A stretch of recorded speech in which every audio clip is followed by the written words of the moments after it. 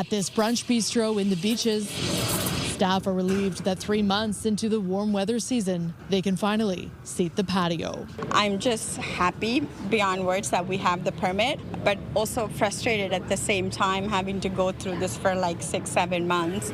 A note to Tamish ran her TRA sidewalk cafe here all last summer, but this year her renewal application got caught up in red tape. What would have seemed like a pretty straightforward rubber stamping kind of exercise resulted in delay and refusal.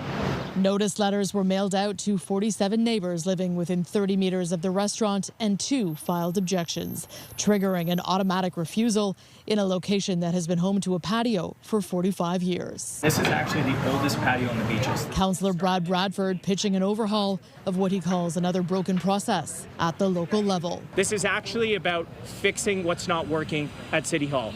This is actually about cutting red tape to make it easier for small business and entrepreneurs who are trying to realize a dream in this city. Bradford is calling on council to change the rules so that an application for a sidewalk patio wouldn't be automatically refused unless 25% of neighbors object. That would mean that contentious applications would still be reviewed, but non-problematic patios wouldn't get caught up in costly delays. It's a much more fair process to set the amount of objections at a percentage of those notified rather than just a flat 2. To object to having a permit reissued is just, mind-boggling. TRA's was finally granted its patio permit last week in an appeal, but not before losing more than half of the lucrative summer season. When you think of patio season and you are missing out on the significant months to make that revenue, I think it's a huge hit for these businesses. We need to be working with them,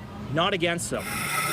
Tamish agrees her bylaw battle cost her not only time, but money. I'm expecting more from the city to be able to help the businesses like myself succeed, and this is definitely a step forward.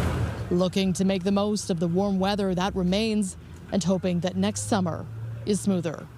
Natalie Johnson, CTV News.